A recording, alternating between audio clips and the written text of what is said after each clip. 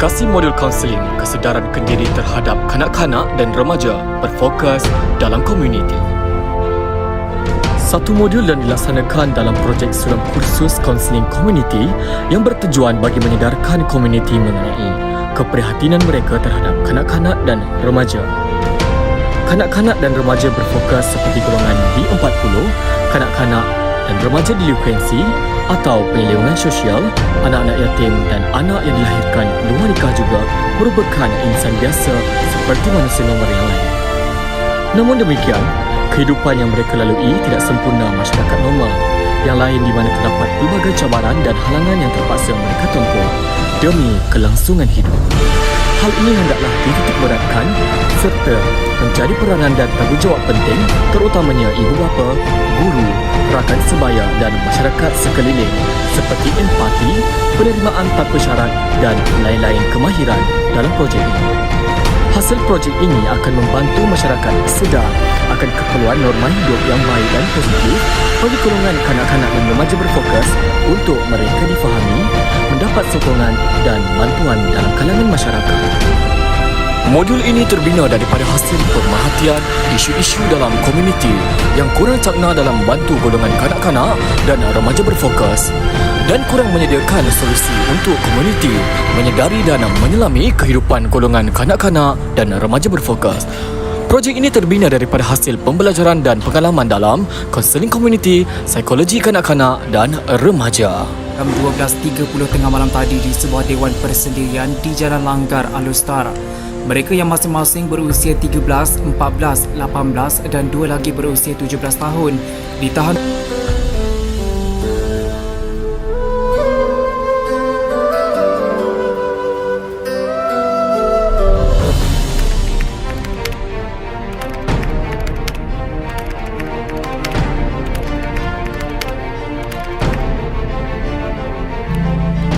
CLO khusus kaunseling komuniti adalah untuk menghasilkan strategi kaunseling untuk pelbagaian kes dalam komuniti. Keperluan komuniti adalah isu dan masalah sosial kanak-kanak dan remaja. Kumpulan sasaran terdiri daripada ibu bapa, guru, pelajar dan sukarelawan. Terdapat 3 modul yang diguna pakai dalam menjayakan inisiatif ini. Modul 1, pengetahuan isu dan kembangan psikologi kanak-kanak dan remaja berfokus. Modul 2, kad peranan. Modul 3, realiti kehidupanku. Output yang dapat diperolehi ialah kesedaran kendiri yang tinggi, penguasaan pengetahuan tentang pengendalian modul dan mengaplikasikan kemahiran kaunseling dalam proses membantu kanak-kanak dan remaja berfokus. Fokus sasaran. Yang pertama, ibu bapa. Ibu bapa perlu sedar akan kemanjirian anak-anak. Yang kedua, guru dan pensyarah. Guru dan pensyarah haruslah mewujudkan hubungan interpersonal yang lebih kondusif bersama murid. Yang ketiga, pelajar. Pelajar perlu mengubah cara dan suasana mereka berkawan ke arah yang lebih positif.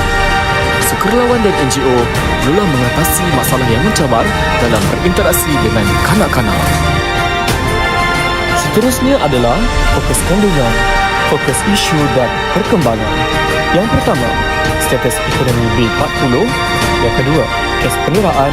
Dan yang ketiga, delinkuan dan perlindungan sosial. Yang keempat, OKU. Yang kelima, anak yatim. Dan yang keenam, anak luar nikah. Terdapat 4 fokus kemahiran. Yang pertama, empati. Yang kedua, penerimaan tanpa syarat. Yang ketiga, perkembangan psikologi kanak-kanak dan remaja. Dan yang keempat, proses menolong. Keunikan dan inovasi. Yang pertama, kandungan modul yang berfokus kepada proses membantu kelompok kanak-kanak dan remaja. Yang kedua, latihan kepada komuniti dengan menggunakan kemahiran kaunseling. Yang ketiga, pelaksanaan modul boleh dibuat secara hybrid, boleh dilaksanakan secara bersemuka atau dalam talian sesuai dengan situasi sekarang. Yang keempat, mewujudkan kesedaran kendiri. Yang kelima, kandungan modul berbentuk konsep, teori dan experiential learning. Dan yang keenam, aktiviti yang seronok dan berpengetahuan. Elemen sulam. Kaedah sulam yang dilaksanakan di dalam modul ini ialah penglibatan komuniti transformatif, experiential learning dan refleksi. Yang kedua, Modul berteraskan dasar komuniti negara dalam kluster 5 iaitu keprihatinan terhadap kanak-kanak.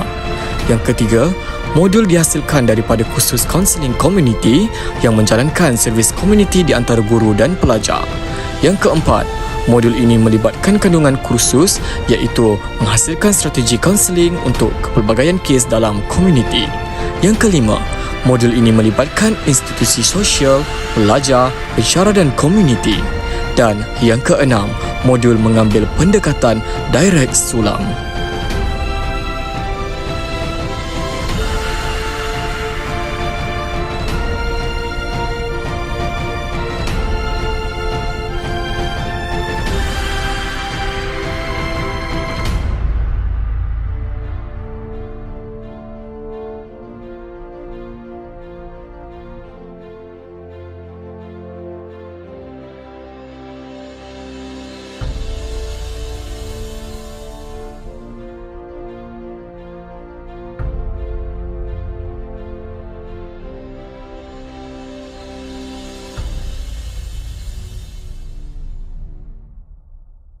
Actually saya dapat belajar something yang saya tak pernah terfikir sebelum ni. Kan, walaupun saya duduk dalam bidang cikgu ataupun aliran perguruan, saya sendiri tak berapa pay attention. Saya sedia maklum dekat sekolah memang ada kes-kes macam ni. Dan it's very common actually. Kes macam ni memang common almost in every school. So, as a conclusion, this program is very good. Dia ada untuk lah untuk kesan tu ada yang positif, ada yang negatif. Sebab kalau minoriti ada 6 kategori kan yang disebutkan tadi. Ada yang buka floor, ada yang OKU, anak yatim dan sebagainya tu. Saya kesan tu memang ada yang positif, ada yang negatif.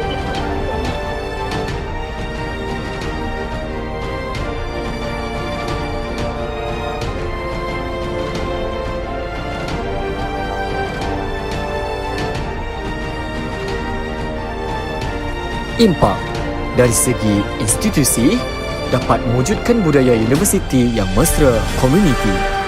Dari segi pelajar dapat mengaplikasikan pengetahuan kaunseling komuniti di luar kuliah dengan pelbagai kemahiran. Selain itu, mengasah kepelbagaian kemahiran sosial dalam diri pelajar. Dari segi pensyarah dapat meluaskan kandungan khusus pengajian kaunseling komuniti kepada komuniti. Selain itu, membina penyelidikan yang lebih meluas mengenai modul ini. Dari segi komuniti, kita dapat mengetahui 6 kelompok kanak-kanak dan remaja berfokus dan meningkatkan kesedaran kendiri terhadap kanak-kanak dan remaja berfokus. Refleksi secara keseluruhan sebagai seorang pelajar universiti dalam bidang bimbingan dan kaunseling dapat membantu saya untuk membina satu modul yang berteraskan kepada komuniti, iaitu isu-isu dan masalah kanak-kanak dan remaja berfokus.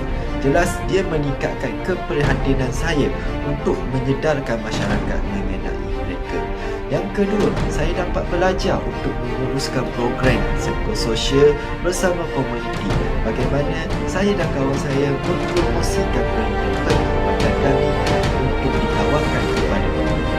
Jelas, ia meningkatkan lagi kemahiran konsentrasi saya, kemahiran komunikasi saya, kemahiran untuk meyakinkan diri berhadapan bersama komuniti, di samping manfaat yang saya dapat, manfaat universiti dapat dan manfaat yang dapat diperolehi kepada komuniti itu sendiri.